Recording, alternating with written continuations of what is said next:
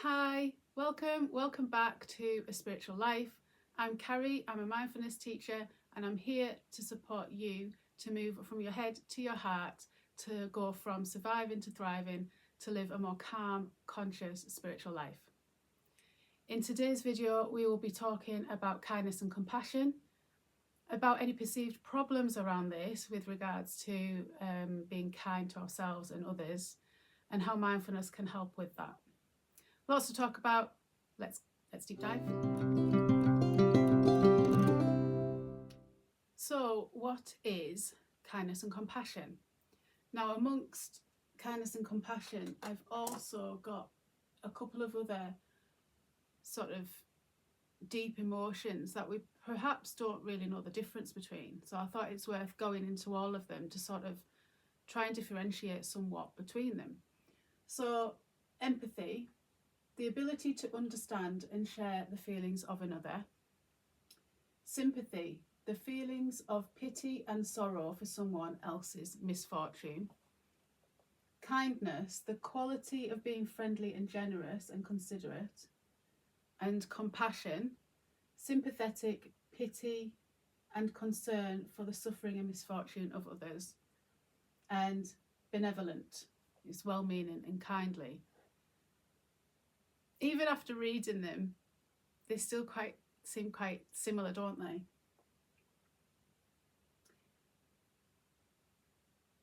I think these two, empathy and sympathy, really talk about empathy, really feeling in and understanding someone else's pain. And that's what we don't do enough of, because we don't do it to ourselves. Sympathy is someone that feels like they are giving empathy, perhaps, but not really deep diving, not really going in that hole with you. You've got kindness, compassion, and benevolent. So kindness, the quality of being friendly and generous. It's not very deep. It's not as deep as empathy. It's like kind acts, or, thinking of other people or yourself. Excuse me. Compassion is about sympathetic pity and concern for the sufferings and misfortunes of others. So it's quite similar in a way to sympathy, where you're thinking about the misfortune of others. There's pity in there. The only difference is the words sorrow and concern. So it's quite similar, really, sympathy and compassion. Benevolent is well-meaning, kindly. So again, that's kind of the same as kindness. So they're very similar, but the ones I want to focus on are these two, empathy and sympathy, and how we can move from sympathy to empathy and have better connection, better quality relationships. And there is something I really, really recommend you do and go and watch. It's Brené Brown. She is a social worker by trade, American, and she has done her research in shame and vulnerability. She's written many books, really brilliant on that topic, and how we need to deep dive into these emotions with ourselves and other people, be open, be vulnerable, and really have the courage to do that, to truly live, really, and live a really good quality life when we feel it all. But it's better if all the people around us are doing the same. So this is what we advocate for, really. But anyway, this thing she's done on YouTube, you can look it up. If you just type in Brené Brown animation empathy, it'll come up. I ended up showing it just by chance to my husband last night, actually, when we were talking about this, and it really resonated with him. It's a really good video where it talks about empathy and sympathy in the way that sympathy is silver lining it. Oh, I see you're in pain, but at least this. It tries to get people out of the hole instead of going in the hole with them. Yeah, so definitely watch that. Sorry. So the other thing I wanted to talk about around empathy, just to bring it home, is again another Alanis Morissette. In my last video, I quoted Alanis Morissette. I tried to print it out, but it wouldn't print, so reading it off my phone. And the song's called Empathy. So again, go and YouTube that, have a little look and see what the actual song is to these lyrics. So these are the lyrics. There are so many parts that I have hidden and denied and lost. There are so many ways that I have cut off my nose to spite my face. There are so many colours that I still try to hide while I paint. And there are so many tunes that I secretly sing and wait. You come along and invite these parts out of hiding. The invitation is the one that I've stopped fighting. Thank you for seeing me. I feel so less lonely. Thank you for getting me. I'm healed by your empathy, this intimacy. There were so many times I thought I'd die not being truly known. There have been so many moments forever lonely in my vocation. You come along and celebrate each feeling, and there you are, all honour and inquiring. Thank you for seeing me. I feel so less lonely. Thank you for getting me. I'm healed by your empathy, this intimacy. There was a day where the trust that I was being asked of me required too much, you see, to accept your generosity and to know myself enough to let you help me. Thank you for seeing me. I feel so less lonely. Thank you for getting me. I'm healed by your empathy, this intimacy. So it's really about going down to these emotions, feeling them, and with other people, with the feelings of another. It's not easy. We don't do it to ourselves, so it's hard to sit with other people in their hole. That'll make sense when I'm talking about the hole when you watch the animation. So, what is the perceived problem of this then? So there are two parts to this. The perceived problem, you'd be like, Carrie, there's no perceived problem about being kind. You know, kindness and compassion. There's no perceived problem in this. But there is if we're being selfish and only thinking of ourselves. And we've got blinkers on and we can't be kind to other people. Or likewise, sorry. Or likewise, we're not kind to ourselves. We're not giving ourselves what we want.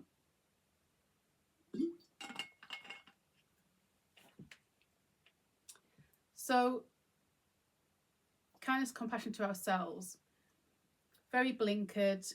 We've got too much stress, too much on, and we get overwhelmed and we get into this hole where we, like I say, with the blinkers on and nothing and no one else matters. We can't be kind then to ourselves or other people.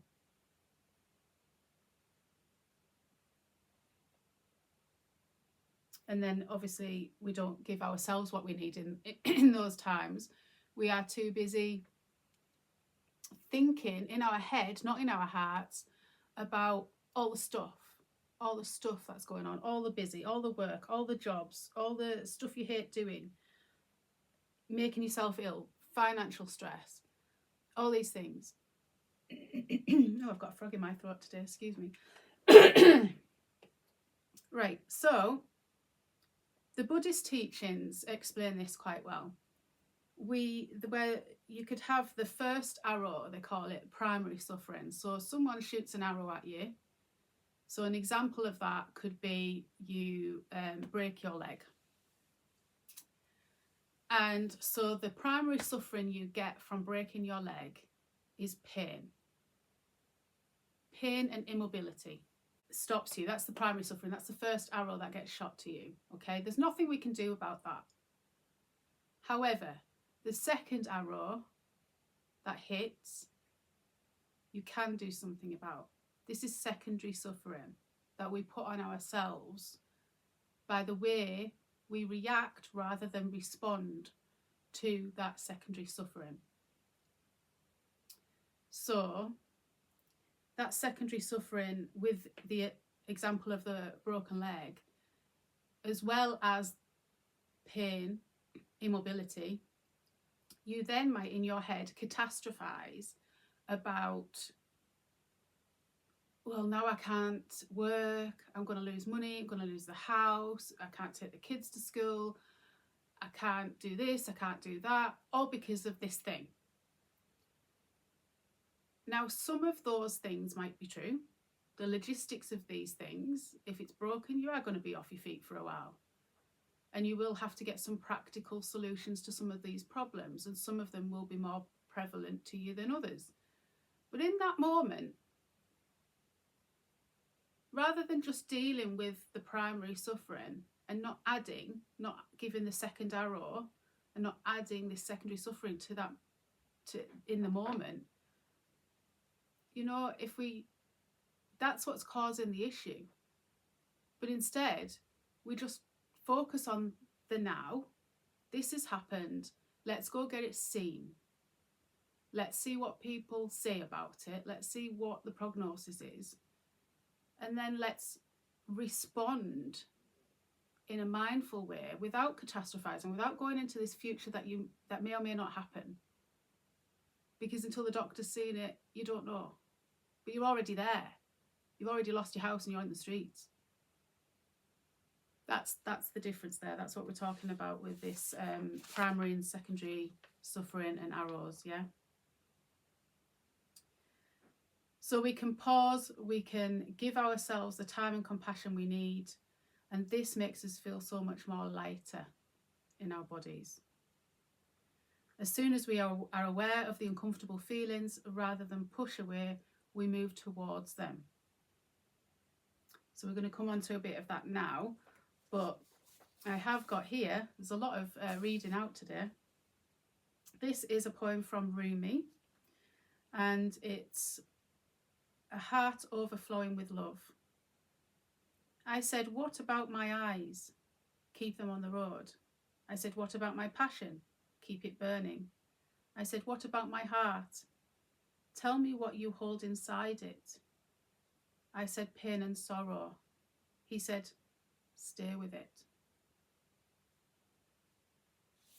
And that'll make more sense when we come on to this. So we've got here rain.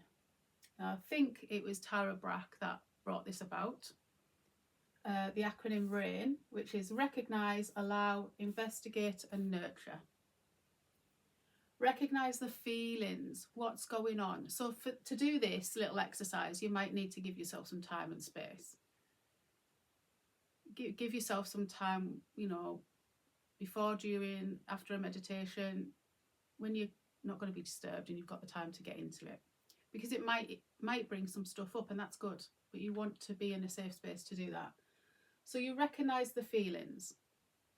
So you can actually do this in the moment of something happening, or you can say, right, something's triggered.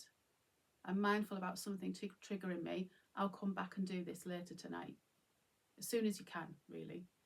So you recognise the feelings, okay? You allow them to be there. You give them permission.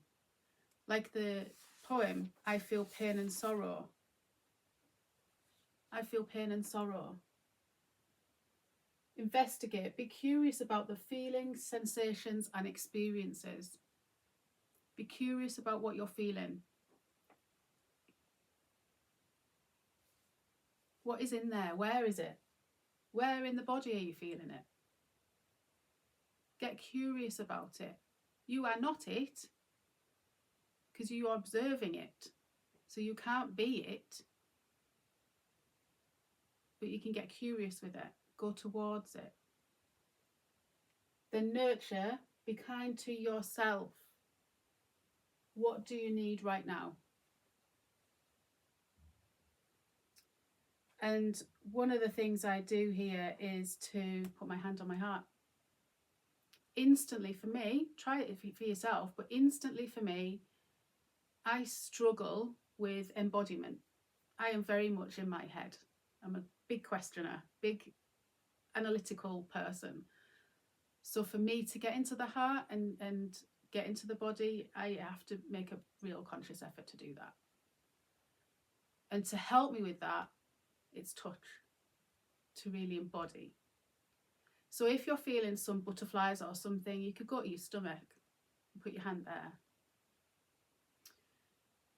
If not, and you're not sure, it's somewhere else you don't want to touch or whatever, then just go to your heart, put your hand on there, take some deep breaths.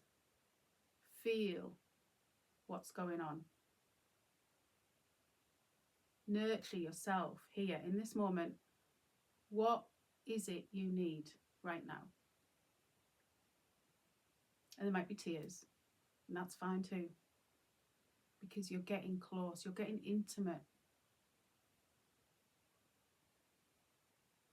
And the reason to do this is to get close and intimate with your feelings. However, that's your intention. However, when you do this, it ends up dissipating, or at least reducing. And that pain always ends up being less when we go towards it, when we're not fearful of it, when we stare it right in the face and say, I see you.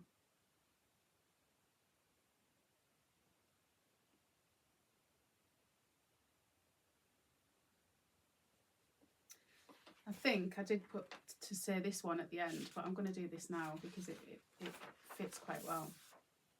This one is probably one you may have heard of in this area of mindfulness. It's Rumi again, and it's the Guesthouse.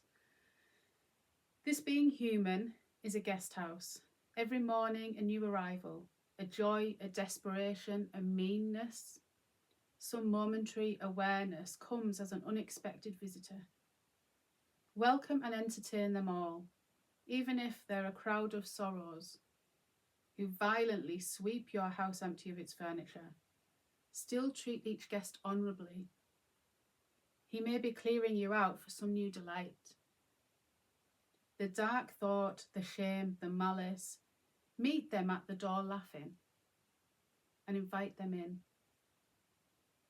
Be grateful for whoever comes, because each has been sent as a guide from beyond. That really brings all this together. Recognise, allow, investigate and nurture.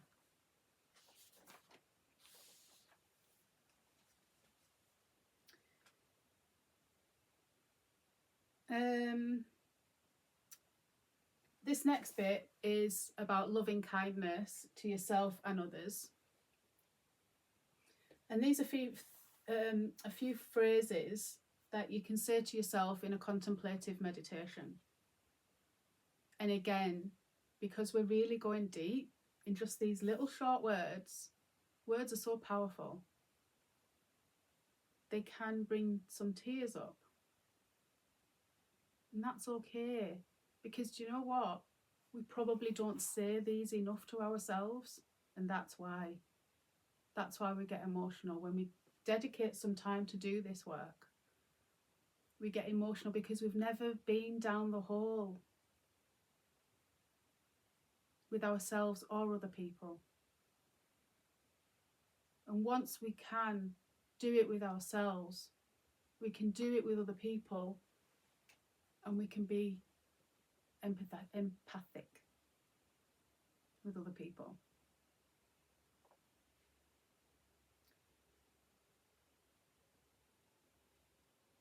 So you could change this from you to I to we.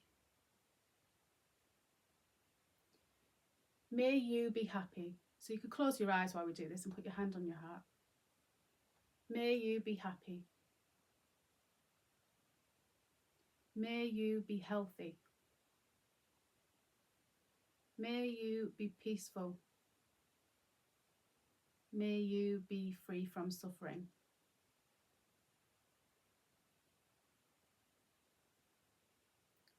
Change the attention to we. May we be happy.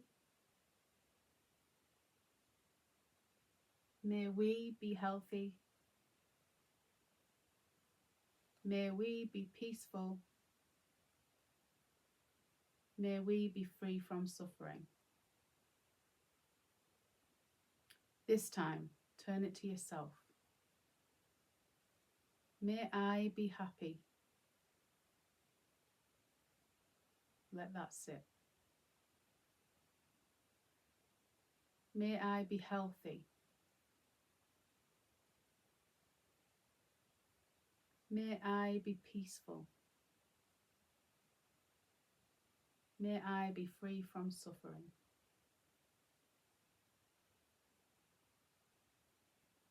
And open your eyes if you have them closed. I forgot to say it's Sharon Salzberg that wrote that brought this practice in. It's a metta practice. So when we start thinking, so if you're in that hole, okay, so you watch that video and you're down in this hole and you know you're going to get out.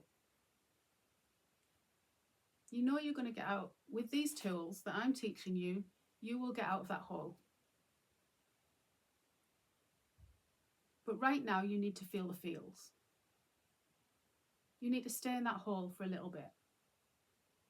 Not forever. No, we don't advocate for that. Not forever. But you go in that hole. Whether there's someone in that hole with you or not, you're in that hole. You do this work. You go towards that pain.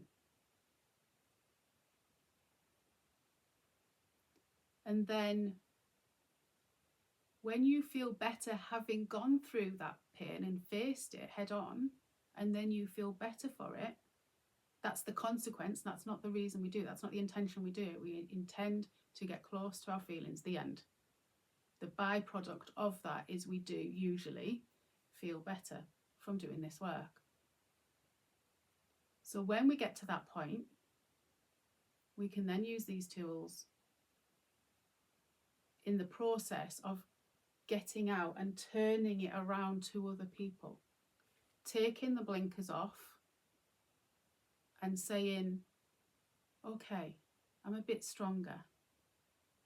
I'm not so focused on myself now. I can look outside to the world again, just a little bit.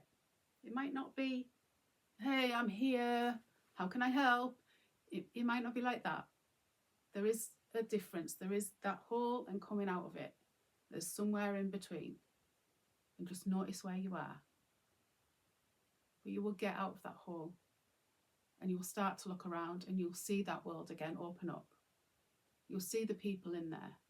You'll see how you can be kind to other people.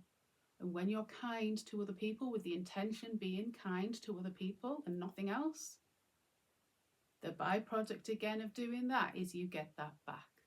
When you do a kind act, it feels good.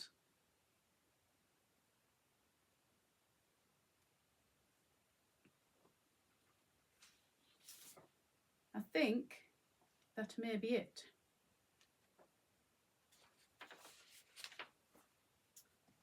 So yeah, I think we've covered it all really. It's really just getting close to you. What you're feeling in the moment, that's what mindfulness is. Paying attention to them in the present moment without judgment, or being in the now with kindness.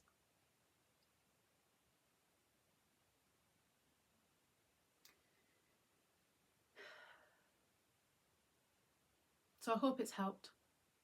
As always, I hope it's brought value for you. You know how you can return the kindness with your likes, shares and subscribes. That would be great.